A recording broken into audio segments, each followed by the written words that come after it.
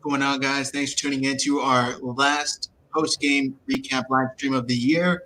My name is Zach Hernandez, my two co-hosts, Anthony Perry and Matt Llewellyn, and we are recapping the 49ers loss to the Seahawks. That was an interesting game, guys. It was a close game, defensive game, all throughout the top of the fourth quarter, and then it just kind of blew apart. What are your initial thoughts, Matt? What happened? I mean, I think that I think that Shanahan and Pete Carroll gave each other like the wink and the nod, the baseball sign. Like, all right, that's enough. Let's get out there and start scoring. No, yeah, it was 9-6 going into the fourth quarter, and scoring blew up from there. I think just as the clock ran, I thought both teams kind of figured out, okay, we're kind of stuck in our playoff positions or non-playoff positions, as it were. Let's just get this game over with. I know the 49ers talking, when Kyle was talking post-game, he was like, I've been packed for 2 days. I'm ready to go. It's difficult for the team. They've been stuck in Arizona for the last month and a half, and it's time for them to get going. This was an abomination of a season. I'm glad that it's gone. As far as the game goes, the defense got tired because, as it has been all season, the offense has been a little bit inept. So, I'm not surprised at how the game finished. We were talking about it when the 49ers went up 10. It's like, okay, it's Russell Wilson time. Like, how long until he scores the touchdown or whatever? And, of course, they did. So it went about as I expected. Again, the 49ers play everybody close, but when it comes to closing time, they're just lacking this year. So we can put this season behind us, get healthy, get some new guys in here, hopefully a QB. But – yeah, looking forward to 2021. It should be much better than this terrible season. Yeah. Anthony, was that whole game a testament to the 49ers coaching staff? Yeah, Robert Saleh called another really good game. You take away the CJ Beathard turnover, which wasn't a surprise. Seattle scores a touchdown off that. And of course, the story is going to be, oh, well, Seattle or the Niners gave this many points. Well, if you look at the first three quarters, just like any other game this season, when our quarterbacks aren't turning it over, the defense is playing phenomenal. The Seattle Seahawks didn't have a first down for the first 17 minutes of the game, if I'm not mistaken, or their 17 minutes of possession. So the defense was owning Russell Wilson, and Russell Wilson did not look, good. In my opinion, he scored his touchdowns when the game was pretty much out of reach, and you knew the game was lost at that point. And I think that's a lot of testament to just Robert Saleh, man. There's a reason why Robert Saleh, according to Albert Breer, already has an interview with the Falcons lined up, and the Lions are soon to be also. Yeah, that was already going to happen anyways, but still, look what he just did to Seattle, and Seattle's a playoff team. And you look at the personnel in the field, it's like no Sherman, obviously no Bosa. All these guys have been missing throughout the season, and Saleh has still been able to get the job done.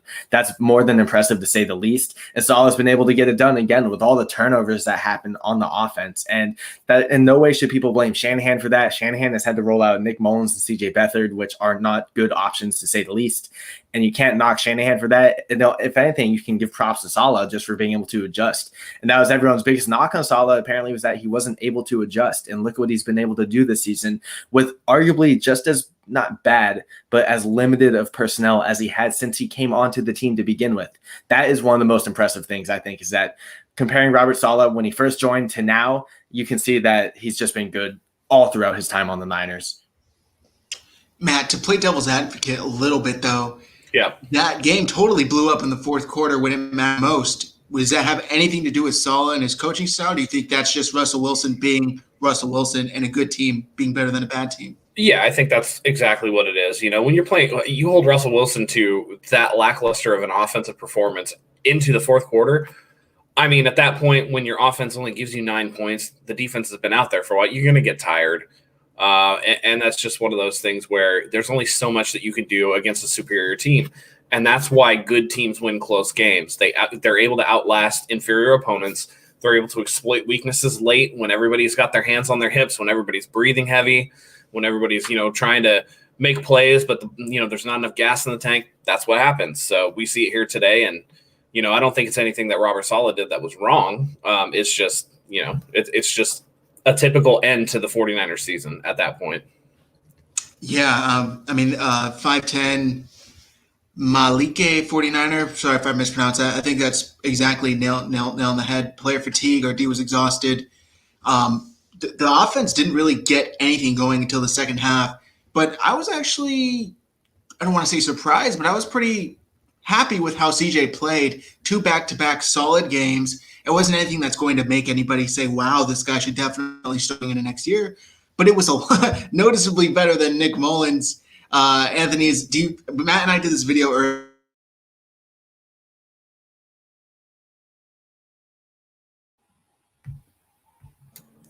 Oh, did we lose Zach? We got frozen Zach. I think the hotel Wi-Fi got him.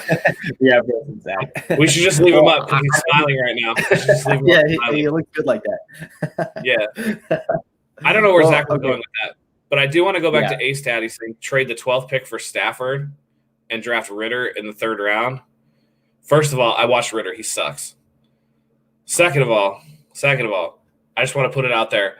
There was a tweet today from Dr. Narav Pandya, the MD. He's like, Stafford is a walking orthopedic surgery clinic. Dislocated patella, shoulder separation, ligament injury in his throwing hand, ankle injury, rib cartilage injury, back injury, hip injury. His performance metrics are only pointing downward with the injury risk going up. And I happen to agree with that assessment. You're talking about giving the 12th overall pick for an aging quarterback who has a growing laundry list of injuries. Stafford's not going to cost that much. He shouldn't cost that much. And if he does, the 49ers should definitely pass on that.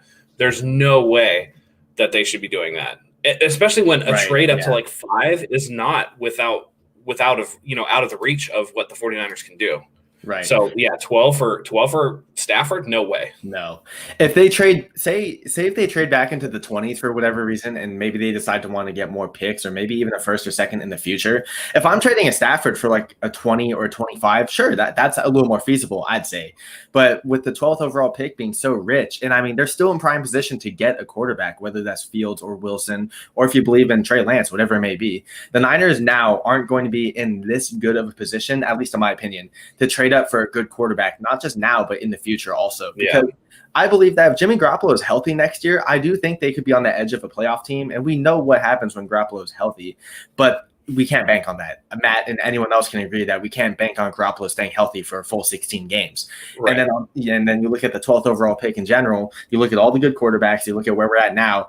The quarterback class for next year is projected to not be anywhere near comparable to this one. There's no reason the Niners should not take a chance on Stafford because of the injuries. They shouldn't take a chance on moving back from the 12th overall pick. If anything, they got to move up and get their quarterback, man. I mean, you look at Justin Fields, you look at Zach Wilson, and you would figure that in the right circumstances with the right offense and everything, especially under Shanahan, I would say that their ceiling could be at or higher than Matt Stafford. And that's saying a lot too. Yeah, and it's funny to me that people are clamoring for Matt Stafford when Jimmy Garoppolo can't stay on the field. It's like you want to trade one dude really for another and give up the 12th overall pick in the process. Like, it makes no sense. That makes no sense. You have to go up and get your guy, and and if you think it's one of those college quarterbacks, absolutely go get him. At this point, you know that Jimmy Garoppolo is not going to be a top 5-10 quarterback in the league. So, it's one of those things where, like Shanahan said, we're always looking to improve the position. If you can do it, then we're going to do it. And I feel like that's what they're looking at this year. Right. It's baffling to me that you look at Jimmy Garoppolo's injury history, and he's going into his age 30 season, where it's like already stacking all those injuries isn't good on him as it is. And you look at Matt Stafford, and people say, oh, well, he's not injury prone. He's played the vast majority of his games. That's not the point. The point, like Matt said, is that he's getting older. He's expensive. And with his previous list of injuries, like Matt said from that doctor, as you get older, these things are just going to keep stacking on top of each other, and his body will eventually break down. And, father time just happens to quarterbacks. And maybe Matt Stafford has been on the better luck side of these injuries to where he can still play. But otherwise, you can't take the chance that he's getting older and he can stay healthy also. And you'll see people say like, oh, well, the Niners the offensive line hasn't been as bad at pass blocking as some people think. Well, that may be the case, but the case also is at the moment Mike McGlinchey gives up a big hit on Stafford, who's getting older, who is considered more fragile. That one big hit could change a lot of things. Same thing for Jimmy Garoppolo. You just can't take a chance on a guy who will more than not get injured. Yeah, I agree with that. Sorry. Yeah, you want to get healthier, and I know we got people in the comments saying that, like, I think Steve saying Stafford's cheaper.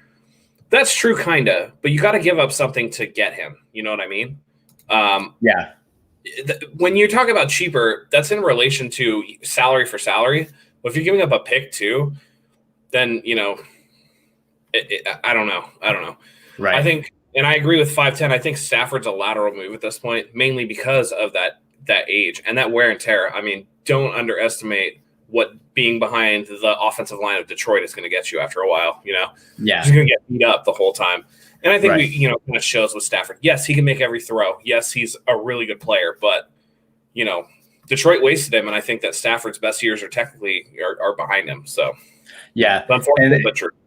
Right. I mean, you look at how the team is pointing. I think they're still trending in the right direction in terms of overall team growth. They really are just a quarterback away, but not a Matt Stafford type. You know what I mean? It's just you look at trading the 12th overall pick. You look at the amount of salary cap you're eating, and like Jay Ellie says here, he's talking about restructuring contracts.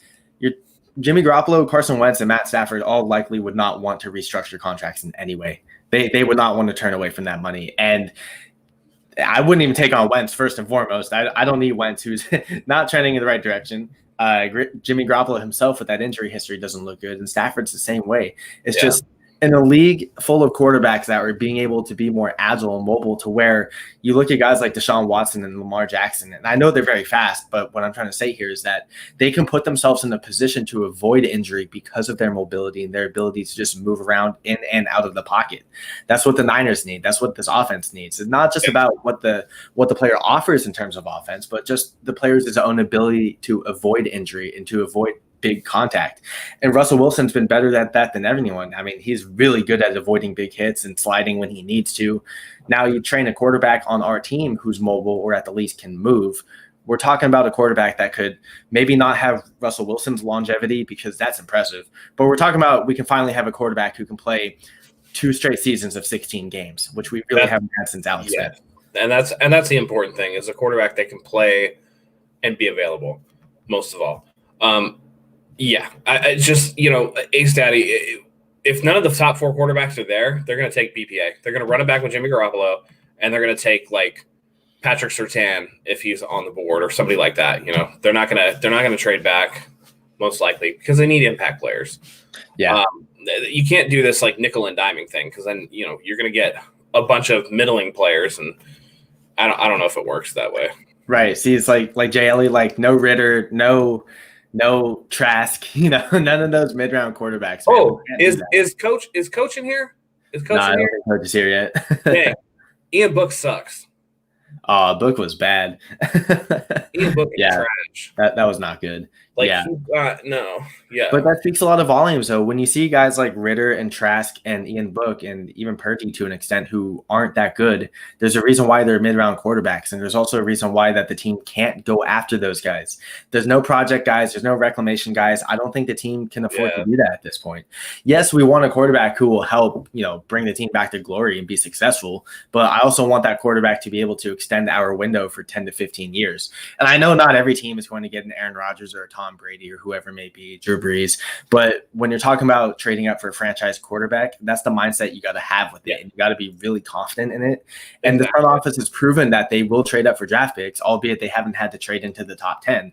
But they've still proven to be really aggressive with draft picks. Oh, hey, he's back. Oh, there he is. I'm back. So I agree with you. Like, not every team has a Russell Wilson or an Aaron Rodgers, right? But the idea is that you want to get that guy, and that's why every team that doesn't have them cycles through quarterbacks until they get that person. And this is just another line in that with the 49ers. Jay Ellie, I'm gonna tell you, we all know how I feel about first round edge rushers. I know you're saying from Miami, it means you've been reading shitty mock drafts. Don't do that. I know exactly which shitty mock draft you were listening, which you read. No. Mm-mm. We're going to have a mock draft coming out next week, right, Anthony? Tomorrow. We'll have it out tomorrow. Yeah, Stu and I got that, got that in the pot right now. It's cooking. Right. But Cameron here says we should focus on our line rather than a quarterback right now. Look, I'm all for addressing offensive line, but the fact of the matter is that if Jimmy Garoppolo or Matt Stafford still takes one more big hit, they're probably done for 6 or 7 weeks. You can improve the offensive line as much as you want, but they take that big hit and that's it. And now you're stuck with the CJ Beathard or whoever the backup is going to be at that point. And look, I'm all for the team addressing backup quarterback also, but that shouldn't be the priority. You know what I mean? Especially when you consider, like, okay, what are you going to address? Left tackle, if you re-sign Trent Williams, is set. You don't need that. They're clearly going to let it rock with Mike McGlinchey so that the right tackle is taken care of. So now you're looking at up the middle. And 12 is too high to draft an interior offensive lineman. Like if it's not Quentin Nelson, which none of these guys are, it's too high. So you have other areas of need. You can get guys later. You can trade from the second round into the first round if you absolutely need to, which they've done before. But taking a guard right at 12, no, you can't do that, especially considering what's going to be on the board at that point, which coincides with 49er needs. There's going to be secondary players. There's going to be linebackers if you need them. So. Yeah, I mean, Quentin Nelson's so much fun to watch, and usually offensive linemen aren't that much fun to watch, but Quentin Nelson's an exception, man. And look, it's just if the interior is going to be bad, and if interior pressure is going to be what the fuck is happening in this chat right now? Oh yeah, Baconator. I don't know what that is. Some random guy. Yeah. Back to football though, guys. Center is definitely a priority. Right guard is definitely a priority. The interior offensive line in general is a priority. But again, if you're having one of these, heads at offensive line that are going to constantly be giving up pressure, you need a quarterback that can move. And there's no reason to say that the team still can't address offensive line like Matt's talking about. Trade back into the first round, that's fine. They can do it. But you got to get a quarterback that can move. You can't have CJ Beathard, Nick Mullins, Jimmy Garoppolo, who are all statues in the pocket. It's more than just the NFL game evolving at quarterback. It's just a matter of can these quarterbacks move? And they need to be able to do that. And right now we don't have a quarterback that can do that at all. Yeah. Let's see. A-Statty, what corners Niners bring back? I'm pretty sure they're going to bring back Mosley just because he's an RFA. They can get him. They can kind of tender him for a little cheaper. And I'd like to see them bring back K'Wan Williams. But as far as the other one, I think Akello's gone. I think that Verrett has played himself into someone giving him too much money. I think that Tart is likely gone. So Sherman definitely gone. He's pretty much said his goodbyes already. So right, yeah, there's gonna be holes there. But I think the two that are likely to come back are K'Wan and Emmanuel Mosley.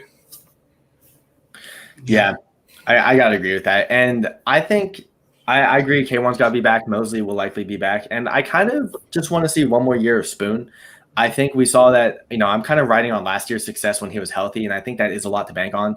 But you figure that if you can get him back on a really cheap deal, which most likely would be the case, a really cheap deal, that would say go for it. At the least, you get Spoon back to address some kind of depth. I thought Spoon had a really good game today outside of the Lockett touchdown he gave up in the end, which is really no surprise. But Spoon had DK Metcalf on the game more often than not, and he looked pretty good on Metcalf. And I know it's a lost season. I know maybe Seattle took a step back in terms of their play calling, which it kind of felt that way, Seattle definitely did not have their foot on the gas this game. But it's still nice to see some positive steps taken by Akello Witherspoon.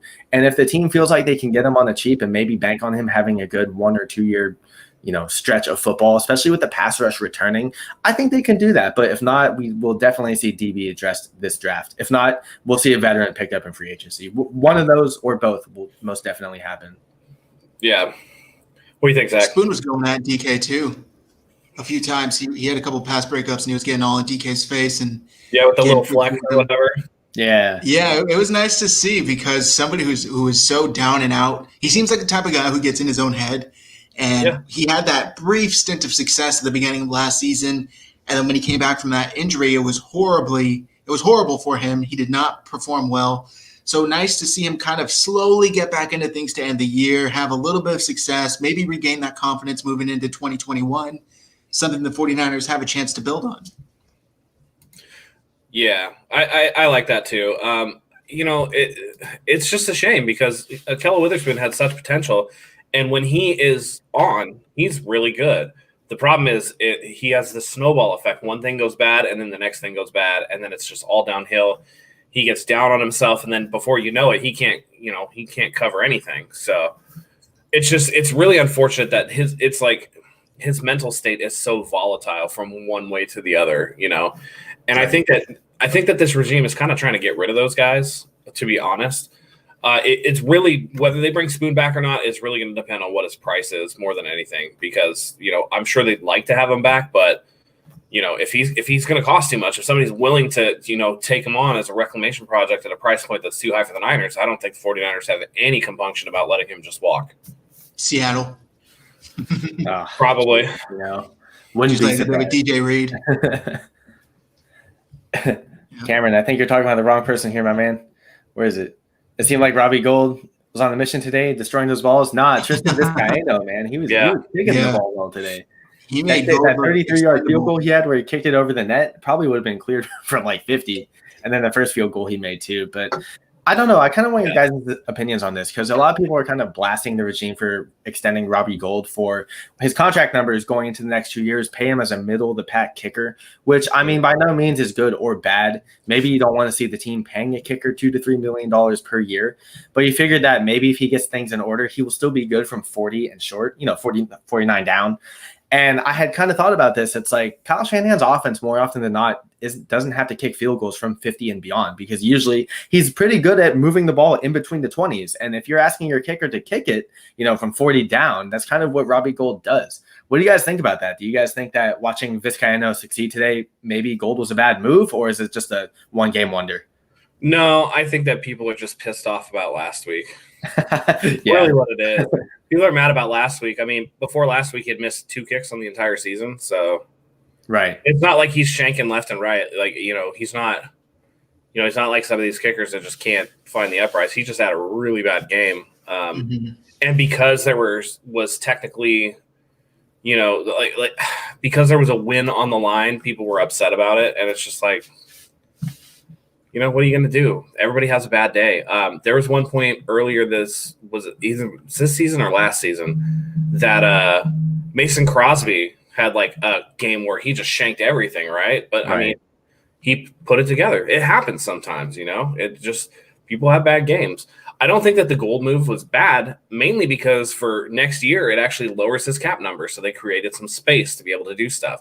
And I think you're going to see a lot of those type of deals coming forward that they're going to, lower people's cap space and try to make some moves because we have so many free agents and we have a lot that we need to get done. So in that regard, I think people are just a little bit too reactionary. And we all know this, right? It's just recency bias. Like, after the Clemson Ohio State game, people were like, Justin Fields is better than Trevor Lawrence. I'm like, I mean, if you want to be dumb, sure. Like, I think Benjamin Albright put it the best when they were like, some guy was like, I don't know if I would draft Trevor Lawrence, number 1 or whatever. He's like, well, you're the only one thinking that. So, it's just reactionary. So I don't know. I think Gould is fine.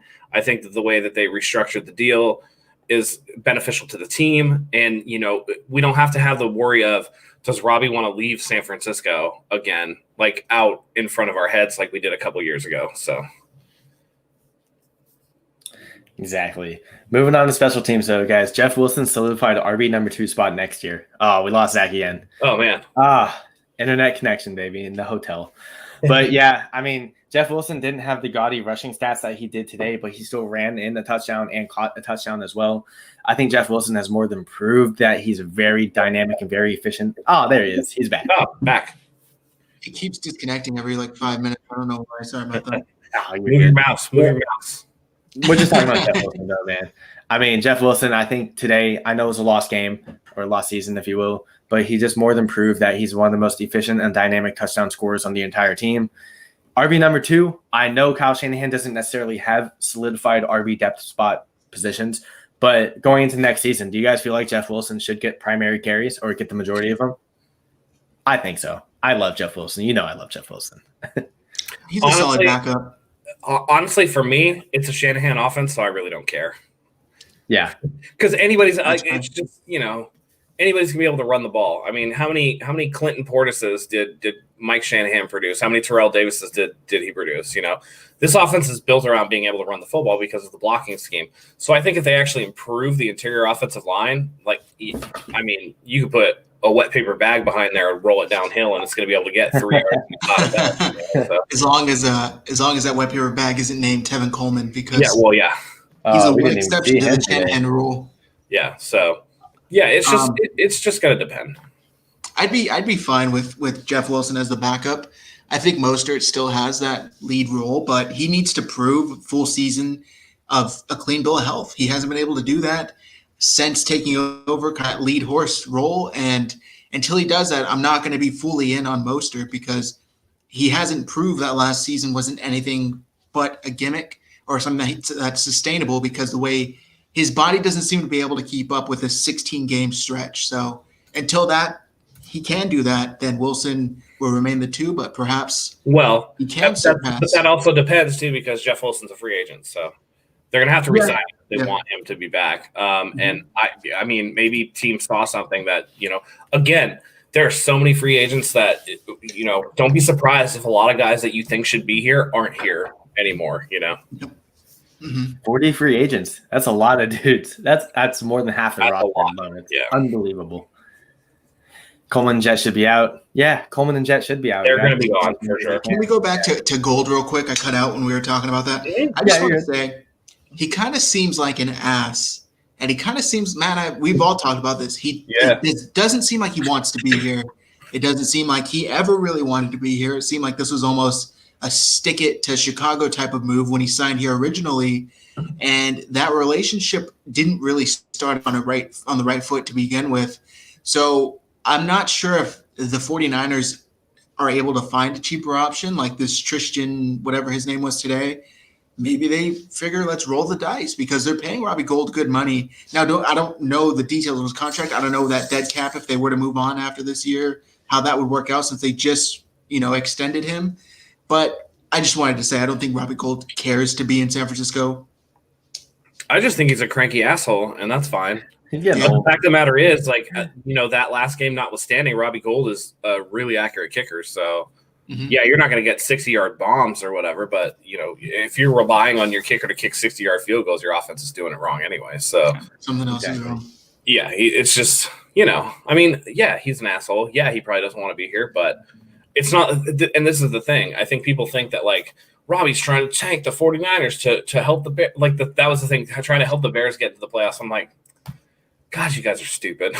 Come on, man. These are professional athletes. JJ Watt came out after last week's game and pretty much hit the nail on the head. We're professionals. We pay, we're paid to be here. We're paid to put forth the best effort. And if you can't do that, you don't belong here. It's like these people still come out, give us their hard-earned money. And if you don't care enough to do your job, then you shouldn't be here. And I think that absolutely holds true with Robbie Gould. I don't think he's trying to tank. I think he had a bad game. He's a historically accurate kicker, and the move makes sense. So, I'm not mad that he's still here. I mean, the coaching staff just needs a new special teams coach to begin with, though. Could you guys believe that fair catch that Craycraft caught with 10 defenders 10, 15 yards away from him? Mm-hmm. I couldn't believe that. That's a coaching thing at that point. You can't tell me that isn't all season long, punt return and kick returns have just been awful to begin with. But River Craycraft calling a fair catch with no defender near him is the epitome of what's going on wrong with our punt returns and our kick returns, to say the least. Going into next year, though, speaking of, obviously, whether they do get a new special teams coach or not, do you guys want to see Ayuk return punts? I know I do, just because he's exciting. I know that injury risk is right there, and it's kind of a touchy subject just because you want him to stay healthy. But damn, you guys, Ayuk looked pretty impactful when he was returning punts, to say the least. I think you don't put your wide receiver one as a general. You don't put wide receiver one as a punt returner or a kick returner. And I think it's clear at this point that Ayuk has the higher ceiling than Deebo Samuel does. Me too. Oh yeah, sure. He's very, very good. And that's not to take anything away from Deebo. I think that if they're both healthy, they're both going to be super legit, and it's going to help out this offense. But I don't think you can put him back there just in case. You can find a return guy. So yeah, I wouldn't put him back there. Same here. It's just too risky. I feel like they need to find a specialist. Remember when they had a guy like Ted Ginn, who I know due to the lack of numbers, they had him primarily taking back kicks and punts, but they did also have him, starting most of the time as a wide receiver. But if they can find a specialist who just does that, which I think their vision was for Trent Taylor, that didn't work out. Richie James was also supposed to fit that mold. That hasn't worked out. No, because Richie James is terrible at returning kicks. Yeah, and Dante Pettis, who was the most prolific kick returner in NCAA history. Yeah. NCAA, yeah. It didn't work out. So I don't know what exactly is the case, but something, either it's coaching or the guys they're selecting. I have a hard time thinking that every single guy they put back there can't take it back more than 5 to 10 yards ever. I think Richie James against Seattle, 3 years ago, his first year with the 49ers. That was the last kickoff return I can even remember for a touchdown the 49ers had. And prior to that, it was like Ted Ginn. So been a while. it's By the way, Ted Ginn's still in the league. It's ridiculous. Yeah, that's it's crazy. ridiculous. That's it's been a long time, man. But yeah, the return specialist would be, maybe you take a return guy in like the 5th or 6th round, and then you just keep him on your roster. You're gonna have room for wide receivers because Trent Taylor's gone. Sorry, he's gone. Richie James, I expect to be gone. There's only so many opportunities you can get, and I think Richie James has kind of squandered some of them, concentration issues, stuff like that. So I really think that the 4 wide receivers that I think are a guaranteed lock to kind of be back here, if they can stay healthy, is Jalen Hurd, Kendrick Bourne, Deebo Samuel, and Brandon Ayuk. Those are going to be like the 4 lock-in. And then around that, I mean, really you can just kind of plug some guys in. But they need to be versatile. You need a guy back there that can return kicks. Yeah. Yeah, it's kind of further your wide receiver point a bit too. It's like you have Deebo and Ayuk in place. A lot of people, you're seeing that, I've seen some people say that they should go wide receiver in the 2nd round or they should overpay for another decent option in free agency. It's like, yeah, it's nice to have solid wide receiver depth, but also in Kyle Shanahan's offense, when everything is being schemed open for you, you're not asking your wide receivers to really do too much to begin with.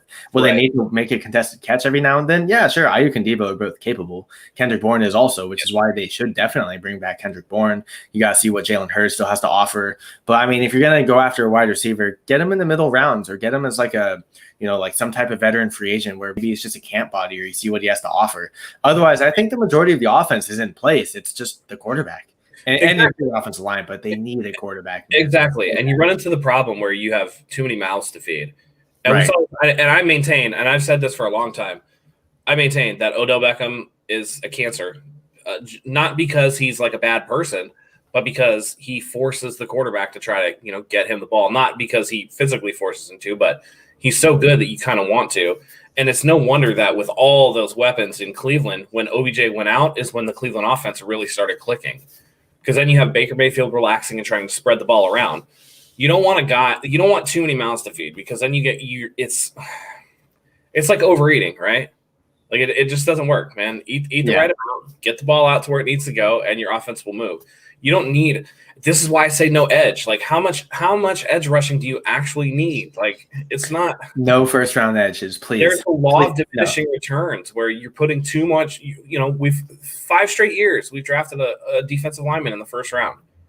It's a law of diminishing returns. You're pouring too much resources into one position. If you still need, after 5 years of drafting one in the 1st round, if you still need edge rushing, you're not good at drafting edge rushers, and you should probably stop. Find those guys elsewhere. So, no, Steve, no. Okay, look. This is all I was saying. All I was saying is that Cam would be a pretty decent bridge option. That's not bad. If you saw Cam here in the red and gold on a 1-year deal, just to look, if you bring on a quarterback in the 1st round and you're not confident that he can start right away, I'd much rather see Cam Newton than like CJ Beathard or Nick Mullins, right? Hey, did Cam Newton throw for more touchdowns or throw for picks this year? But he has no weapons. That doesn't matter. I know. I'm just repeating what's that doesn't matter. I mean, I'm saying listen, Brady had those weapons and they still won 12 games last year. Mm-hmm. No, Cam Newton, what? This offense doesn't fit Cam Newton at all in any way, shape, or form. Like, if you think Kyle Shanahan's pissed with Jimmy G throwing dumb interceptions, wait until Cam just. I've seen Cam one-hop running backs in the flat, dude. No way. It's impressive, though. He's busted. Cam's busted, and I don't care what Scott says. I think, well, Zach, what are your thoughts on this first? I got to hear you. I think Cam Newton should stay as far away from the 49ers as possible, or maybe vice versa. The 49ers should stay as far away from him. To be fair, the Patriots also thought he would be a nice bridge quarterback and a nice guy to come in and have for a year or two. And they're already rumored to be moving off after this season. And I know they only signed up for 1 year, but I think it's telling that Bill Belichick, one of the greatest coaches, if not the greatest coach of all time, isn't willing to re-sign him. And he doesn't think that there's something there to work with. Even if they draft another guy this upcoming year, maybe he can help him learn.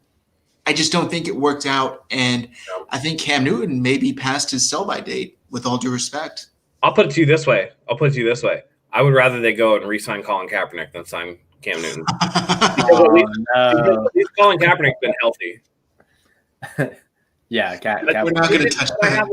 Stafford is going to be and by the way, like that's not even considering Cam Newton's piss poor play, because Cam Newton's piss poor, and I don't care what anybody says about he runs touchdowns in the red zone because his receivers don't separate.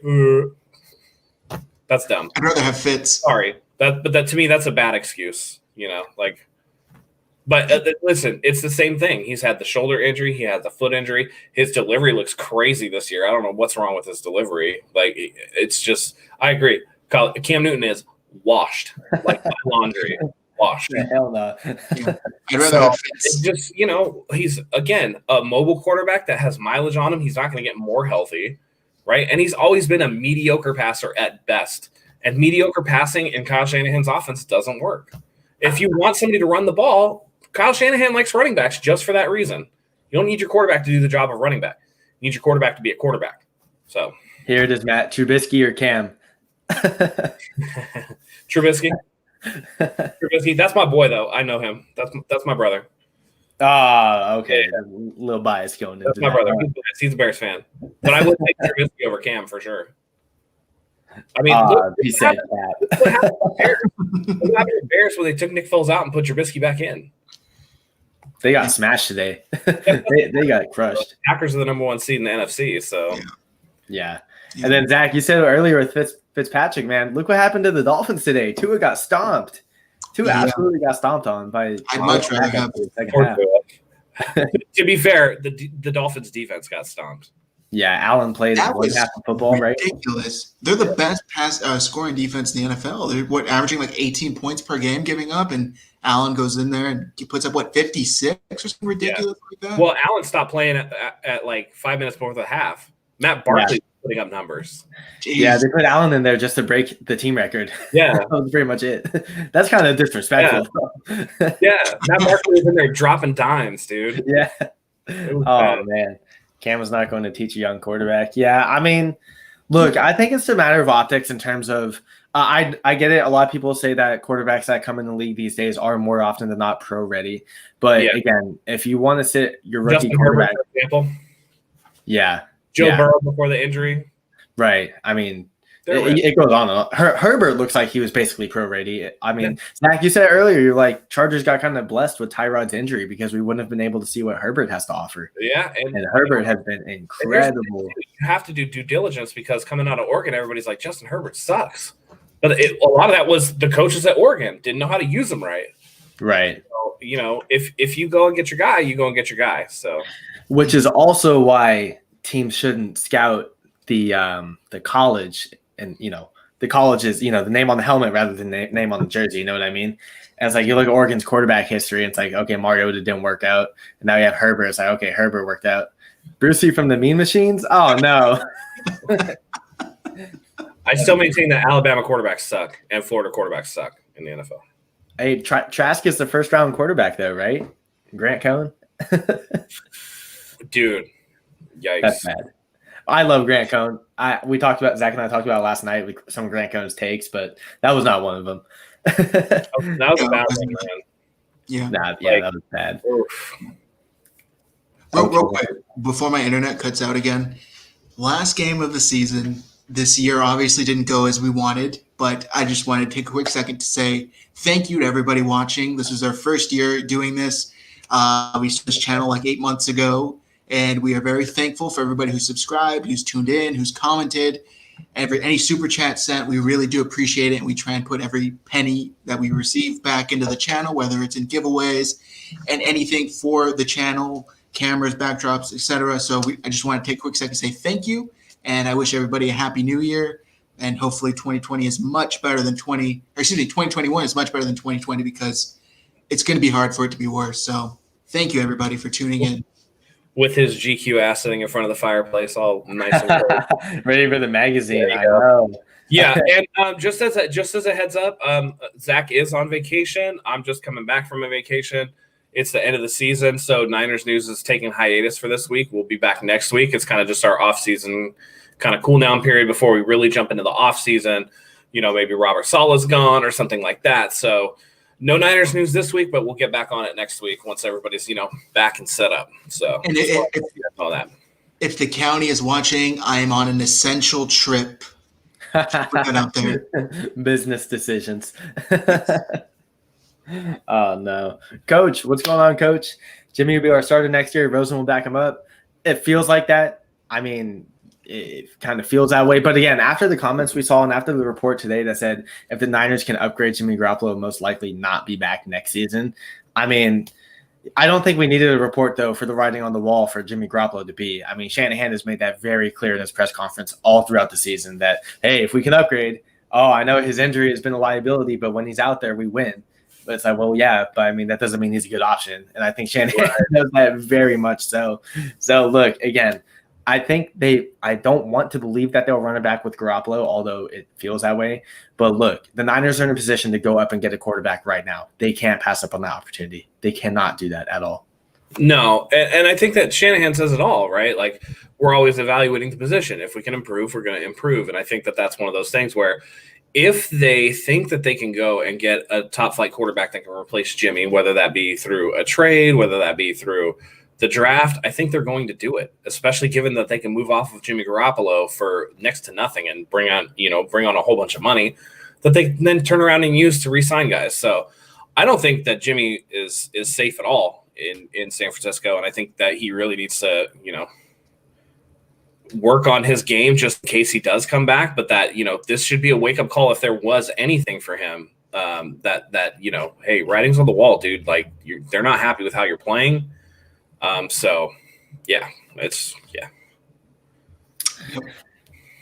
Man, I don't know. I know Jimmy has a no trade clause, but look, I mean, like Matt said earlier, it's like with the Killer Witherspoon, it's like they're kind of tired of those guys who are having those up and down type of mentalities. And that's not Garoppolo, but I mean, I think the same concept could apply with injuries too. True. Like, look, Garoppolo has missed a lot of time. Weston Rickberg has missed a lot of time. D Ford, Trent Taylor, everyone that's missed a lot of times. I think the Niners just have to not hit the reset button, but they just got to get guys who can just hang in there and be tough. You know what I mean? It's like, I don't want to say that. That's too much information. But I mean, the point being, though, is that they got to get guys out there who can just stay out in the field and not be afraid to play through an injury. Kittle came back from a broken foot, and I know he didn't have that good of a day today, but except for that one-handed catch, that was absolutely insane. I'm not going to kill Jimmy for the high ankle sprains or whatever, as far as like him not playing, because I'm sure the team kind of held him back a little bit too. But the fact is that he was injured again. And Tony, I disagree with you because no trade clause. You're telling me that if Belichick didn't get on the phone right now and Jimmy's looking and he goes, man, I know Kyle hates me and he doesn't want me here. And like, I feel like I'm going to be on the way out. And Belichick calls and they're like, Jimmy, you have a chance to go back to New England. You don't think Jimmy's going to waive his no trade clause to go to somewhere that wants him? Right. Absolutely. He's going to do that. Yeah. And as far as not cutting him, if you go and let's just say for whatever reason in the draft, they're able to get a top flight guy. And now you can cut Jimmy and get $25 million in cap savings. They're not going to cut him? Yeah. I disagree with you, dude. I think it's a pretty easy move. Mm-hmm. Jimmy Garoppolo just feels like the orphan child that didn't wind up working out for the foster parents, so we got to send him back now. Restart, get a new kid. Orphan child with an attitude or something like that. He doesn't seem like he's 100% willing or even happy with the situation. I feel like he thinks he was burned here or Kyle Shanahan did him wrong somehow. Yeah. So he's going to be motivated to, if not work out here, go somewhere else and play twice as hard. So I could definitely see him waiving that no trade clause. Did Grant Cohn really say that strip fumble was on McGlinchey? I believe it. Really? I absolutely believe it 100%. Bad blocking. But okay. You know, Door playing left tackle, dude. I don't know. When we first had our channel, I interviewed Grant Cohn, and this obviously before the season started, and he went on a little rant about how the 49ers would be much better with Nick Mullins under center than Jimmy. And mind you, this is coming off of the Super Bowl appearance. Nothing had happened between then and when he said that. I would be really interested to get his thoughts on that now to see if he still thinks that. I remember last year before the Super Bowl run when Jimmy had the 5 interceptions in the practice. He's like, get Nick Mullins in there. Mm-hmm. Dumb take. I can't find it, but I retweeted a tweet from his that I saw on my timeline from him in 2016, and he was like, "The Niners definitely should not take Deshaun Watson or something of that nature." That was 2016 Grant Cohn. And I was like, "Oh my god." He's probably saying take Trubisky. Jesus. But we love Grant Cohn. It's not all bashing Grant Cohn because Grant Cohn does have some interesting stuff. Much due respect to him. It's just sometimes his takes more often than not don't wind up working or sitting well with a lot of people. Hung Fat giving us love. Dude, Hung Fat, you've been great. And we're glad that you discovered us too. You're always a fantastic contributor to the chat. Great comments. Far too generous with your money. Although you can keep doing that if you want. No. But by all means, I love having you guys here. Semper Fi Coach, you're one of those guys. Jay Ellie, Steve is here every week. All the guys that are here every week, we appreciate you guys. And we love having you here. Yep. Ace Daddy, Collie, there's a bunch of you guys, Ken, and Nurse, Jen Nurse. Jenny, yeah. So there's a bunch. So. If you guys are new, hit that subscribe button. We're trying to get to 2K. Yeah. 2K, we're giving away another 49ers jersey, so subscribe if you haven't. Semper Fi, we're talking about trading up because we're the 12th overall pick. You can trade up to 5 and not have it kill you. And Cincinnati might be looking to move since Miami's now in the 3rd spot and is likely taking Sewell. So that way Cincinnati can move back, still get a second flight tackle, and pick up extra picks in the process. Yep. It's hard to make the argument for a rookie quarterback, isn't it, in general? Because you look at what all the rookies are doing. And I know we talked about that earlier. But like Burrow was on track to have a really good season. Kyler had a really good season. Herbert, obviously. Herbert's ridiculous. Herbert's a walk-away rookie of the year. Yeah. And he played in what? He missed 2 games, or not missed, but he didn't play in like 2 games, I think. Also played for like a game and a half, yeah. Yeah. And I know it's just 1 game, but that's a big difference stats-wise. And I sent it in the chat earlier. We never would have known this if that doctor didn't puncture Tyrod Taylor's lung. Yeah. Exactly. Yeah, exactly. So, yeah, I think it's really easy to go, Kyle's offense is super hard to learn, so we can't put a rookie back there. Well, if Kyle is a good enough coach, Kyle can dumb it down for a rookie until he picks it up. Yep. Do you know how bad he has to dumb it down for Mullins and Beathard? You know what I mean? I mean, he's got to drop that offense down so low for those guys, and even for Garoppolo too, I would imagine. Yeah. And that's not knock any of them, but like when your mental processing just isn't there, and you're a statue in the pocket where you have to create plays in the middle of the field for guys who don't want to create on their own, you don't exactly have to make things too hard for them. And Shanahan's a genius, and we all know that. And look, if you can get a quarterback that can move even a little, I don't want Mac Jones, but even if it's a Mac Jones, someone who can just break the pocket, to say the least, that opens up the playbook entirely. So to an extent, Alabama QBs, brother. No, I know, but I'm just saying though, a quarterback that can move, you know what I mean? Get a guy that can move, get a guy that can just do a little bit more than what the offense is having to do already. And it's like, look, I know an offense needs good pieces to succeed, like Ayuk, like a Kittle, but your offensive pieces shouldn't have to be like, you shouldn't have to rely on your offensive pieces to get the job done over the quarterback. You know, you know what I mean? It's like you can't get lucky with a Hasselback or whoever it is, or even a Flacco who may have just gotten hot but wasn't doing too much up until then. You need a quarterback who's just consistently good and consistently make plays, and we haven't had that. And this offense just needs that. It needs Cam Newton. And and it's okay. And I agree with this. They're just a quarterback away. But it's okay, Semper Fi saying rookies aren't going to thrive right away in Kyle's scheme, trade up or not. That's okay because none of the quarterbacks here are thriving. Listen, if you think Jimmy Garoppolo is thriving in this offense, like he's not. He threw the ball 20 times in the playoffs up until the Super Bowl. That's not thriving. They're hiding him. So exactly, I agree. Hung Fat is legit.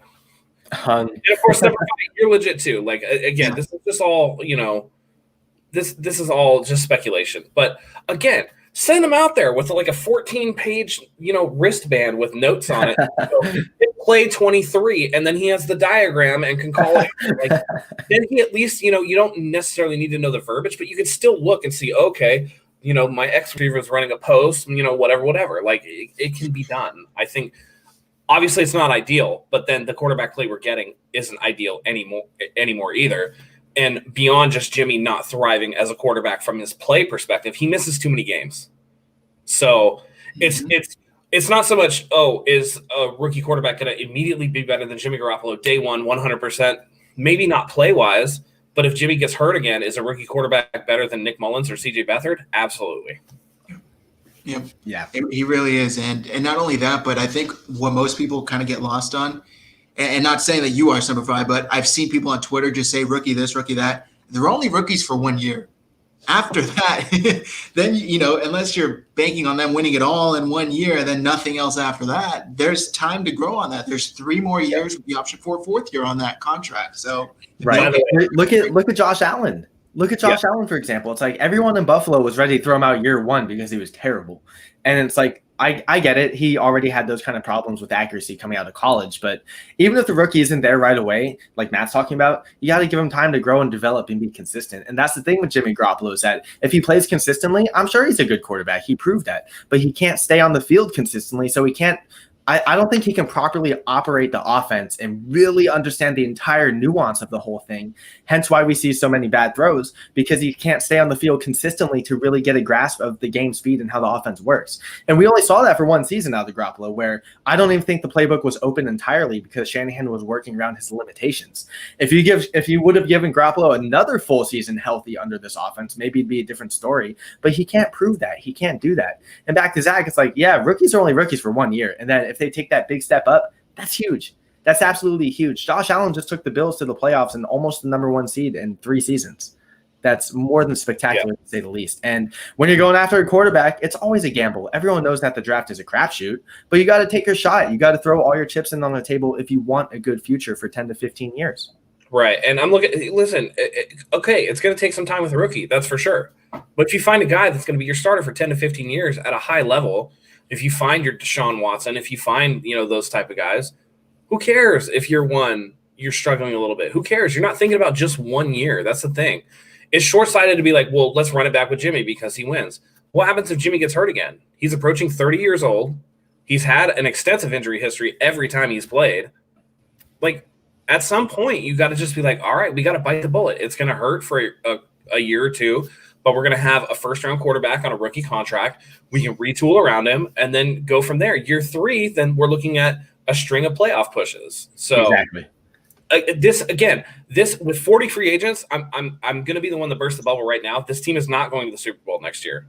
No way, no how. They have too many holes to fill. And so at that point, is Jimmy going to be the guy 3 years from now when they're finally ready to go at it again? Probably not. And you miss out on a guy you potentially like. Go and get him. Exactly. And I want to jump on that one more thing too.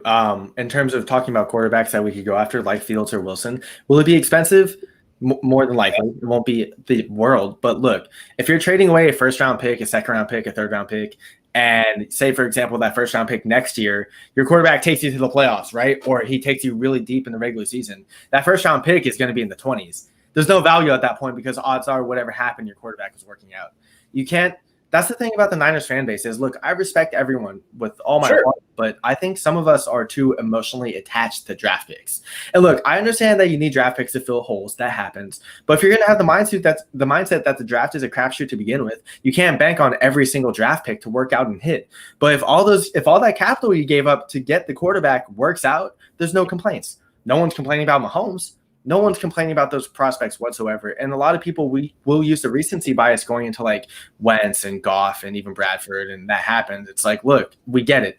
Sometimes a regime doesn't work it out, but it's a different team. It's a different situation now where we have a team now that I think is already set in stone to win. They just need the quarterback. The foundation is there. And Matt's right. We're not the Super Bowl team, but with a rookie quarterback who can excel or at the least grasp the offense and get us into the wild card or at the back end of the regular season, draft picks don't matter. They don't. It doesn't matter at that point. Yeah, and that's the thing. And I know, listen, I see it in the chat right now. We can make a run. What are you talking about? 40 free agents were up against the cap. A big if Jimmy Garoppolo is going to play, because guess what? Since he signed his contract, he's been hurt 2 out of 3 years. So that's not good enough. And if Jimmy gets hurt again, then we're stuck with another season with either, maybe if CJ Beathard's here, or if they decide to develop Josh Rosen or something like that. Yeah, I agree. Yeah, the Super Bowl window was this year, and it didn't happen because of injury. So now you have to retool, because guess what? The entire secondary pretty much is a free agent. Right. Yeah. And I think how many pieces here are free agents? You got to re-sign Fred Warner. You have Trent Williams that you have to re-sign. Your whole DB room is going to be pretty much gone. You have to figure out a solution other than just your two fantastic linebackers. Who's your third and fourth guy in case something happens to those? You need depth in those positions. Half the wide receiver room is going to be gone. Richie James and Trent Taylor and those guys are going to be gone. You have to address special teams because the special teams has been absolutely terrible. You have to address interior offensive linemen, and you're doing all this with no money, by the way. So what do you mean? Yeah, we have very little. We don't. We can be a playoff team, sure, but if you want to limp into the wild card at 9-7 or 10-6 for the next 5 years, I mean, you got to go get your guy. Mm-hmm. There's a reason why all of the great quarterbacks win Super Bowls during their rookie contracts. That's just how it happens. That's the formula now. That's what you got to do. Yep. Yeah. And I think the fact that they have 40 free agents in total, that's proof that this was their window. This was when they were planning on getting it done. And then they figured after that, we can deal with whatever mess comes after that. Let's go all in for right now. That's why they made the trade last season for Emmanuel Sanders. That's why the year before that they traded for Dee Ford, because they were thinking, this is our time. We can get it right now. The iron is hot. Let's keep striking it. And then they probably already knew after 2020, then we'll deal with all of that mess. They were hoping to already have one, if not two rings by now. It didn't happen. So, and here's the thing, too, for all the people that are saying, like, oh, they can't move up in the draft. Draft picks are so valuable. Emmanuel Sanders is the perfect example. They did a third and a fourth for him? A third and a fifth? Third and fourth, right? Yeah, third and fourth, yeah. Third and fourth, and they just let him walk. Yep. So they paid a third and a fourth for 8 games in a playoff run. So they're not too worried about if they like a guy, they're going to go get him. Doesn't matter how much it costs. Right. Trent Williams is the same too, right? I mean, look what they gave up. What, a third and a fourth, I think, for Williams also, or just a third? And it's like you don't make that trade if you don't think, obviously outside of losing Joe Staley, but you don't make that kind of trade if you think, one, we don't really care much about this capital, and two, like you guys are saying, we think this window is now, which I think a lot of us thought that this window was now, hence the Trent Williams move. And it's just, it happens. Injuries happen. That's a risk you take. And look, I don't think anyone's complaining about those picks as much now, although they have 40 free agents, because you still have the first round pick. You still have the second round pick where you can get a couple top 100 players. You can trade up, you can trade back. They can do anything. It's just proper team building. And I think a lot of people fail to really ask themselves, like, would you build around Jimmy Garoppolo knowing what you know right now? I don't think you would. A lot of people wouldn't, at least in my opinion, at least the ones who aren't Jimmy stans, which a lot of people seem to have a problem with on social media is the Jimmy stans who just nonstop defend him. You know what I mean? But look, it's like Jimmy Garoppolo's a okay, mediocre quarterback, putting it nicely, but you wouldn't team build around a guy knowing what you know about his injury history, about his limitations, and especially people who want to win now, knowing Jimmy Garoppolo's limitations, that's already a really big risk you're going to take to begin with. So it's like you're in the prime position to go get a quarterback. You got to make that move now. You have to make that move now. And this front office has proven, That's not true, Jay Ellie. That's not true at all. We do not have the second most cap space going into next year. No way. That's the really Colts. That's the Colts. Colts do. Yeah. Actually, the Jets do. Jets have number one? The Jaguars have the most cap space. They're at 77 million under the cap. The Jets are second with 72 million, and the Colts are third with 65. 49ers are like 14th. Yeah. Yeah. Top 10 after they cut Jimmy. Spartanus comments. Thanks for finding our channel. Hope you subscribe. Yeah. Hope you like our content. Yeah. Appreciate you tuning in. Apparently Gase was just fired. Oh, good. Man. Good. I you know what? I'm half convinced that the Jets are going to run it back with Sam Darnold, with a guy that actually doesn't ruin him. I'm half convinced. I think we lost Zach and we got his face all frozen here. Looks pretty. Oh, no. I know. Hopefully he can reconnect. But a while. There's one in here. Where is it? Oh, cover 32, Tony. Cutting Jimmy, wouldn't that dead cap count against us? It would be a $2.5 million dead cap hit off of his $27.5 million salary, so we would actually save $25 million. Yeah, and then that would propel us into top 10. I think we're talking about 47, 48 million in cap space. Yeah, at that point. Yeah, which would be allocated to Trent Williams, would be allocated to Fred Warner. You're talking about two guys alone who will probably eat about 30 million-ish in cap, which is fine. I mean, you got your cornerstone tackle, you got your cornerstone linebacker. And again, the foundation is in place for this team to succeed. Everything is there. You just got to go get the quarterback. Shoot, man, I don't know. I know we talked about it way earlier, but I don't even want to think about these guys trading for a quarterback like Stafford or even Darnold. You know what I mean? Like, we need new. We need fresh and new. Zach has been the biggest advocate of that since day one. Use that first round pick. Go get the sexy quarterback. Go get the big splash. The big splash pick. Make a change. Make something happen. Yeah. That's what the simplify this. I agree with this. This cap's going to fall precipitously. It's going to be between. I think they said between 175 and 85 million dollars, which is down. I think it's at almost 200 right now. So for at least for 1 year, it's going to come down a lot, dude, which is pretty unfortunate. So, and I think that's why, again, if you can move off of Jimmy now, you're saving money that can help us, and you can restructure guys and do that. And going forward, when the salary cap goes back up, theoretically in 2022, then maybe you can build more around that second year guy at that point. What do you think of this? We lost our Super Bowl window because we picked players that are easily get injured. Now we are paying the price because we overpaid for them. Who are we talking about, though? Like, are you talking about Nick Bosa? Because anybody would have torn their ACL on that. He was like, he got toppled over. Someone was behind his lower body. His knee got pinned. Like, that's. I think he's talking about like Ford and Rickberg. Yeah. I mean, who had already came in with extensive. Yeah, that is one thing. Yes. Yeah. I don't think I personally was never a Ford fan of the trade to begin with. Just because I'm a big stickler for guys with injury histories. and I know, again, it's like drafting. It's like anything. You take that chance with injuries. But, man, just to sign a guy who was he came off one good season in Kansas City when he blew it on the offsides call and New England advanced. But, it's like I get everything is a chance you have to take. And then hindsight obviously makes a lot of our answers 100% correct. But it's just, I don't know. It's a lot of money for D Ford to only play in, 12 games he's played in since he joined the team. That says a lot. That says a whole lot about that. Yeah. From that aspect, I don't think it's so much picking up the players, it's paying the players. So, giving Ford $85 million was just a mistake. And this is where I come down. We talk about it with like Jason Verrett. Somebody's going to be dumb enough to give Jason Verrett like a 4-year deal with guarantees in it. And I'm just like, if you look at that dude's injury history, I wouldn't do it. Right. Because he's made of glass. He's going to get hurt again. It's not a matter of if, it's a matter of when for me. Yeah. So, Matt, you want to address this? Not sure why anybody believes this anymore. We have Kyle and John will get it done. It's not about not believing. It's about being realistic. I'm not going to blow smoke. I'm not one of those guys that's like, the Niners are going to go out and beat the Seahawks by 30 today. That's stupid. That's stupid. I love it, but I'm also realistic about the team. And the team has a lot of problems. They have a lot of free agents. They don't have enough money to spend around on doing it.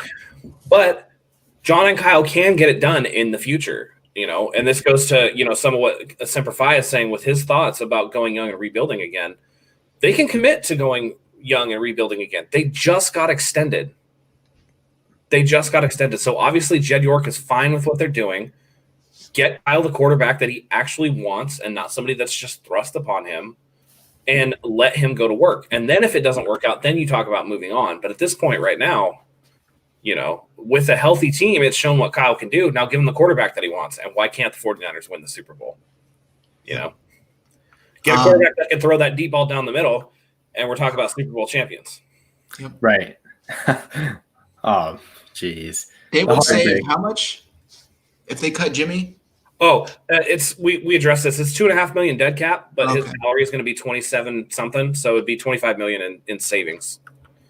So you minus the dead cap from the overall salary that you save, and then that's your cap savings. So, right, yeah, we aren't going to rebuild. We have a good roster. It's not about it being a rebuild. I think Zach has said this a couple times. It's a short-term reset.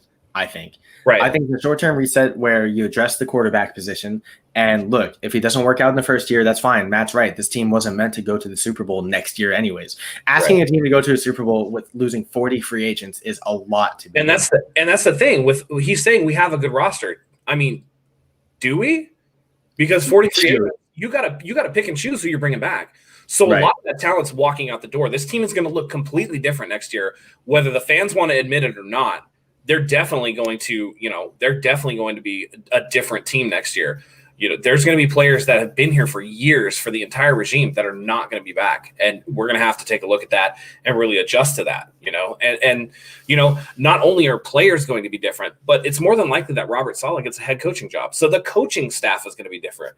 Who does he take with him? Does assistant GM Adam Peters get a job somewhere else as an actual GM? So the whole this version of the 49ers is dead. It died when the players all got injured. And it's time to turn the page and not hold on to that old team. So that old team's not coming back. It's about building the best new team that you can going forward. You know, whether you keep Jimmy, whether you draft a quarterback, whether you do whatever, this team is going to be really different next year. So it's time to start getting used to it. That's just plain and simple. Oh, there he is. Dang, I almost kicked Zach right off the program. I'm like listening to you, and I just hear Matt. I'm like, oh no, and I try and like refresh it. You'll have to go back and watch the video on demand. 1 hour and 4 minutes. Giovanni, good game, but get out of here, man. Or if you're gonna stay, like and subscribe. No, good game though. I mean, almost got Seahawks. Had it to the top of the fourth. Yeah, it is what it is. 6 points, man. 6 points is just like impressive. That's absolutely impressive, I think. Yeah. Shoot. I could be better. However, that pans that strategy. Yeah, I mean, it's just team building, you guys. I mean, that's what a lot of people are talking about. Is that the Super Bowl window slammed shut. They're losing 40 free agents. Yeah. We're talking about most likely a really young team going into next year, and it's a reset. That's all it is. Yeah. You know, it's like, and you can even argue too. It's like 40 free agents. That's fine. But as long as they kind of keep the cornerstone guys like Trent Williams, arguably Kyle Juszczyk, arguably Kendrick Bourne, extend Fred Warner, you keep those foundational pieces and you kind of build around them in the quarterback and everything's fine. It's not like people – that's the thing is that people treat going after a quarterback like it's a full-on rebuild. You know what I mean? Like, oh, if we cut Jimmy Garoppolo, we're not going to win. We have to reset the whole thing. It's an entire blow-up. No, it's not. It's about just proper team building. Go get that quarterback. It's okay. It's okay to embrace change, and people don't seem to want that. People seem to just be too attractive with Jimmy Garoppolo because of what he did in one magical season. Very much supported by a good run game and defense, by the way, mind you, that he had a very solid supporting cast around him and coaching staff. And it's like there's too many factors that go into next season that scream Jimmy Garoppolo has to come back. He can't. With all due respect, you look at the business decisions, the team has to make. Jimmy Garoppolo unfortunately has to go. Yeah, listen. And the other thing, I said this with Zach on an earlier video. The goal here is not to be Super Bowl or bust, right? It's not to be, we can't go to the Super Bowl and put all our eggs in the basket like the Rams did, right? And then the next year they suck. And now this year they make the playoffs again, but then next year, the goal is to be a team like the Patriots or the Steelers who are consistently in the playoffs every single year. And those teams had quarterbacks. You need a great quarterback. That's just plain and simple. That's, again, we're looking at it with the Rams. Jared Goff struggles sometimes. Jared Goff and Jimmy Garoppolo are not that far from each other, besides the fact that Jared Goff stays healthy. Their play is very middling. They're hot and cold, streaky players. Sure, they're going to have games where they look really, really good, but they're going to have games where they look really bad and hurt your team.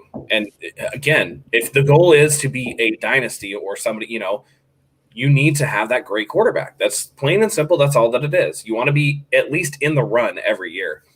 We have, again, all those free agents this year. It's not going to be the same. And, as far as like Juszczyk, see us re-signing Juice, I don't know. I kind of think he's gone because how can you give him less than what he signed for last time? If he takes less, by all means, bring him back. But, I mean, you can get a guy that will block. He might not be as dynamic in the passing game, but they so underutilize him in this offense that really It was cool at first, but it's one of those things where if you tally up his stats over the last couple of years, you're just like, oh, you paid $21 million for that? Okay, I guess. Yeah. And that's no knock on Juice. He's doing what he's been asked to do, but I just don't think at any type of real price tag that a fullback is really where you want to place cap money. It's a dying position. To how strapped for cash they are. Yeah. Just draft an extra tight end and stick a tight end back there. I think you pay Juice to be the complete package, and obviously Juice throughout his tenure hasn't been the complete package at all. He's been really good at throwing blocks, but he hasn't exactly been the receiving option you would expect him to be out of that contract. And look, like Matt said, throw a tight end in at fullback. I think teaching the ability to block or throw block is very coachable. You can do that. Juice is already good at it. That's okay. I think that's a really good luxury. But look, if you're going on the short-term reset, You're going to have a lot of new faces and a lot of new places, like someone said in the chat here. It starts at fullback also. And look, I don't think the team could really justify bringing back Juice on a contract that is similar to what it is now, especially with other positions to address, mainly at linebacker and mainly an extension at linebacker and a re-signing at tackle. That's a lot of money as it is. I can't pour 15 to 20 million again in the fullback position for a season that, quite frankly, isn't lost yet, but won't necessarily be a Super Bowl type season. I think you're on mute. I want to address this real quick. Sempervi's asking which free agents would I let walk. I'm cutting Jimmy. Sherman's gone. Tart's gone. Juszczyk's gone. Coleman's gone. Blair, I think, is gone. Garland, I think, is gone. Ansa's definitely gone. Compton's gone. McKinnon's gone. Jordan Reed's probably gone. Verrett, I think, is gone. Witherspoon, maybe you can bring back. And then after that, it's kind of trash shit. I think Wilson and Mullins are gone. I think Brunskill is gone. You're getting through a lot of people. I think a lot of those guys are going to be gone because you're going to have to replace them with something. So if they come back cheap, then who cares? But, I think for the most part, a lot of the top end, you're looking at guys that are going to be gone. I think Trent Williams comes back. I want them to re-sign K'Wan Williams. Emmanuel Mosley's restricted free agent, so he should be back. But, beyond that, I mean, those are the guys. I would only keep a handful of those guys and let everybody go. Richburg and Ford, I'm trying to talk them into retiring. Richburg, I think you will cut without too much dead cap. Ford is going to cost a little bit. But the rumors have been all year that Ford is going to be retiring. So if he retires, his contract comes off the book, which would be ideal. So what do you get for him? For Jimmy? Like in a trade? I would maybe some kind of player. Yeah. Some kind of player we got to get an asset. Bill Belichick will toss us like a 5th round pick, and that's enough. That's fine. Zach B talking about the comments, Matt, that's a rebuild. Again, look, it's not like you're it's not like you're going to be losing Ayuk and Debo. You're not going to be losing Kittle. You're most likely not going to lose Trent Williams, or you're losing a lot of rotational guys that you could fill. Right. That you can cornerstone pieces. I think that's really important, which is why I think it's more of a reset than a rebuild. Yeah. And listen, how many times have teams gone from worst to first and then first to worst? It happens. The NFL it fluctuates a lot. And a lot of our struggles were injury related, but that doesn't mean that, we can just keep running it back with the same squad and be static while other teams are trying to improve. There are areas where it's not working. So, I mean, are we going to bring back some guys? I'm pretty sure they're probably going to bring back Solomon Thomas because he's going to be so cheap. Why not put him in there? It's just those type of things. Sure. But, the guys that you think like Jason Verrett, who's someone's going to give him like, hey, we're going to give you a 3-year, $18 million deal or whatever. For Jason Verrett, for me, that's too much because all it takes is one bad step and Jason Verrett, tears his Achilles again or, tears his knee up again. So if Ford retires, we don't owe him anything. He owes us. he owes us. So is KB a free agent? Yes. Yeah. I would bring him back. Because this is the thing, because people always say, well, Kendrick Bourne has dropped sometimes. Well, yeah, but he's not supposed to be a number 1. Kendrick Bourne is a 3 or 4 is awesome. That's the type of guy that you want. Whereas Ayuk and Debo command the defense's attention at all times, along with Kittle. Kendrick Bourne's going to be that guy that's going to be your chain mover, right? He's going to be the possession receiver on 3rd down and 8 or whatever. That's going to be able to slip in behind the defense because they're focusing elsewhere. As a 3rd or a 4th, Kendrick Bourne, absolutely, I would bring back. And a lot of that has to do with, we all see it, how hard he works. He's a locker room guy. And yeah, he's going to have those concentration drops. But today he had a good game. So, if he's your third or 4th guy, absolutely bring him back. But you don't want him to being your number 1. I think outside of Trent and Juice, I think some people are overvaluing what contracts guys will sign for because of the shrinking salary cap. No team is going to feel like they're going to necessarily overpay for Kendrick Bourne. And yeah, Jason Verrett will get a lot of money kind of in flux with what's going on with the salary cap next year, which is why I don't think the team could afford to do that. But still, I think a lot of free agents will get a lot of deals that will either be backloaded or have a lot of high guarantees in the future years because of the shrinking salary cap. So yeah, 40 free agents sounds like a lot, but there's still some guys that can bring back. That's definitely, on the option. Yeah. So it's like people are treating losing 40 free agents like we're going to lose every single one. Odds are maybe 5 or 10 are going to come back. And Matt's made really good points about this in the past, is that 30% of the entire NFL is UDFAs anyways. 30% of the entire NFL is filled with undrafted free agents or late round picks that end up working out. Like, this team has proven that late round picks have worked out and they will work out. Yeah. So it's, again, it all goes into trading up for a quarterback. It's okay to be afraid to lose some capital, but you just got to believe in the front office and the regime that they know how the team build properly, which this team has done. Hence why I still don't think this is a rebuild. It's a reset. You just got to, guys are plug and play these days at almost every position outside of offensive line, arguably. So it's like, you just got to make the right signings and pick up the right pieces, which this office has proven to do, and just team build from there. It's okay to lose some guys, like Matt's talking about. Fred's going to be gone. Juice will probably be gone. A lot of the guys he listed are going to be gone, and it sounds like a lot, but that's okay because that's part of team building. It's just about bringing back the right guys is what matters. And if you can get young at some certain positions, you got to do that. You got to do that 100%. Yeah, and listen, this is not a static situation. It's not just the 49ers have 40 free agents. They're the only people that are losing somebody. You have 11 teams right now that are over the cap, as it were. The New Orleans Saints are $95 million over the cap. Yeah, that's hella money. There's going to be, along with the shrinking cap, there's going to be a ton of good players, of good rotational players that hit free agency. And then you can sign guys for a 1 or 2 year deal at a vet minimum or just above vet minimum. You're going to have guys that you can get that are going to be, in a realm that's affordable for the 49ers. So, yeah, they're going to lose some players, but that doesn't mean that preempts them from picking up players in the future. So it's just, I don't know. It's just one of those things where I don't know. I don't understand the oh, we can't let Ronald Blair go just because you know the guy's name because he's on your team doesn't mean that that's what's best for the team. You got to let some of these guys go. Yeah. So exactly. And it's just team building. Look, it's like a lot of people don't seem to quite respect Parag Marathe enough for what he does with a lot of these contracts because, I mean, he has just as much to do with the team building as he does with John Lynch or Kyle Shanahan, and Parag has been able to make a lot of contracts work. You got to believe in the guy now that he'll be able to make a lot of the upcoming contracts work as well. And it's just the process. It's part of the whole process. It's deconstructing to rebuild. That's what happens. And, it's part of business. It's part of business. That's the whole thing that goes into it. There's a DEI like that Saints have. I think Trey Hendrickson is what Semper Fi is talking about.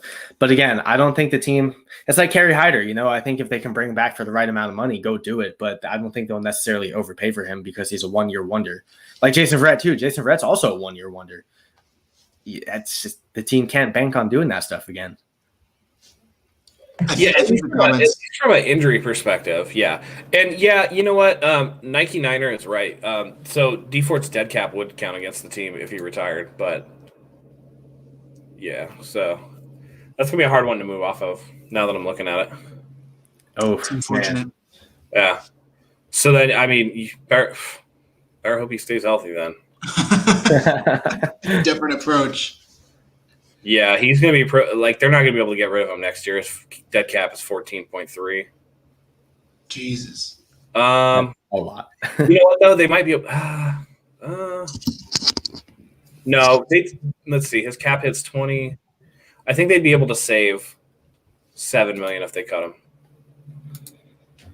I'd have to do more research into that, but. Yeah, it's just so much to bank on keeping a guy to be healthy for the full season. That's huge. It's just you can't. Just like Garoppolo, you can't do it, man. They're one and the same in terms of being able to stay on the field. I agree with Steve, by the way, when he says somebody buying a house in New York doesn't mean they're leaving. Freaking Kevin Love in the NBA has a house in New York, but he plays in Cleveland, and he's a California kid, so people just like to live where they want to live. So, and the NFL is really interesting in that it's a once a week try to thing. I would try to do an injury settlement with Ford. Yep. For sure. Great point. I think we're going to start to wrap things up here, guys. Yeah, it's been a while. Before my internet cuts out again. Send any final questions you guys have. And we're going to be taking the week off for Niners News, like Matt said, but we'll be back next week, and we'll likely do a stream in the weekend. We got to get a schedule down. We'll get it together, and we'll announce it. However, we're still trying to get a live stream out. We'll likely do a live stream. Maybe we'll cover the wild card games or something. But we're definitely going to be rocking it forward into free agency and the draft and stuff like that. We're definitely going to be going heavy on that over the course of the offseason. So look forward to that stuff. So, final thoughts. If you guys could give me one sentence, you can give me a bad and a good sentence about the 49ers year this year. Anthony, you can go first. All right, about the whole year, I'm really proud to see Jeff Wilson step up when his name has been called upon. I have to close out with some Jeff Wilson Jr. propaganda, man. No, that's my guy. That's my guy 100%. But that's my positive. My negative, man. Figure out what you're going to do with the injuries. Figure out what you got to do with the medical staff, because it's 2 years in a row now that injuries have taken a toll on this team. Last year, I thought the team got pretty lucky, even with all the injury stuff going on. This year, the team didn't get as lucky. So I don't know if it's a medical staff thing. I don't know if it's just a mindset. I don't know if it's just how these guys are physically built. Whatever it may be, you got to figure out how you're going to handle these injuries, because another year of these injuries, man, it's not going to look good. It's not going to look good on this front office. And I know you can't blame the front office for injuries, but it just falls on them at the end of the day, whether you like it or not. And I want Shanahan and Lynch or whoever else will be at GM to stick around for a long time. I think they have proven that. They have contracts through 2025 anyway, so we are in this for the long run. I just want to see good steps in the right direction in regards to team health. If that's the case, I will be really happy next year. Yeah, my bad is figure out your quarterback room. That's really, quarterback play has been piss poor. Even when Jimmy played this year, it was really up and down. I'm tired of seeing bad quarterback play. I was born during the Montana Young days. I want those days back. What we've gotten just isn't good enough. But on the plus side, the players, the 49ers didn't do bad because of a lack of effort. This team always played hard. They always came out with energy. There weren't days where they were, coming out flat or whatever. Yeah, there were injuries. Yeah, they made some mistakes. But overall, this team buys into what Kyle Shanahan and John Lynch are putting forward and all the coaching staff. Robert Saleh has done a fantastic job. I wish him luck when he gets his job.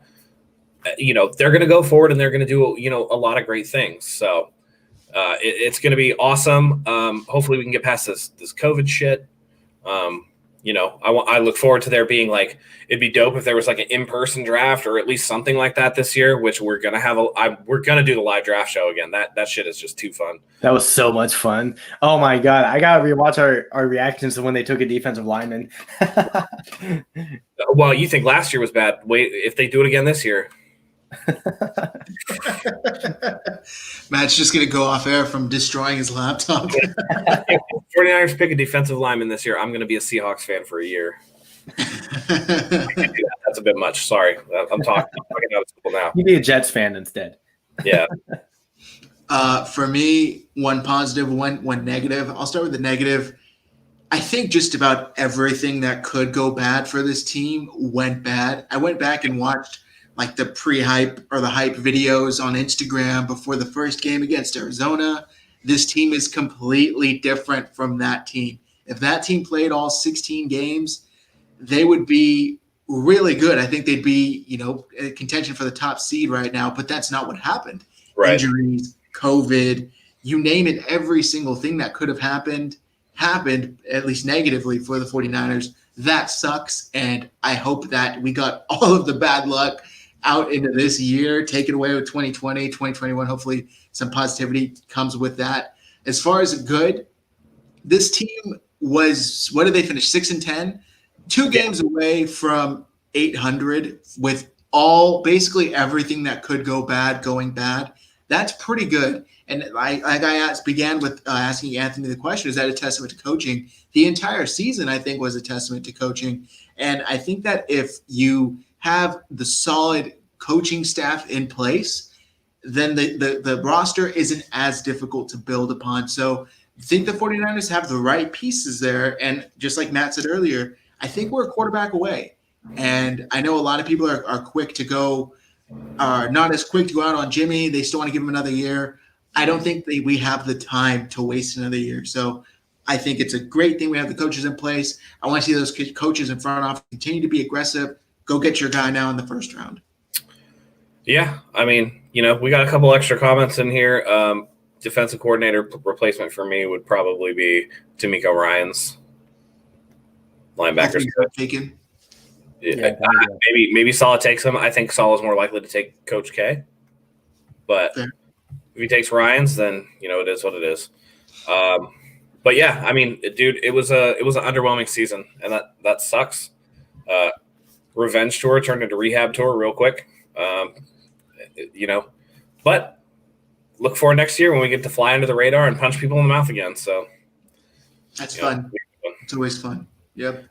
All right, let's wrap it up, guys.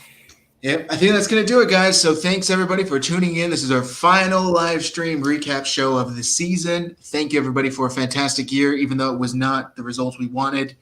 We had a blast always going live with you guys. We'll continue to do so. We'll put out some sort of schedule soon within the next week so you guys can follow off of. And thank you, everybody, for tuning in. If you haven't subscribed for the thousandth time, do us a solid. Subscribe right now. Hit the like button. It helps a lot more than you think it does. So help us out, guys. I really do appreciate everybody tuning in.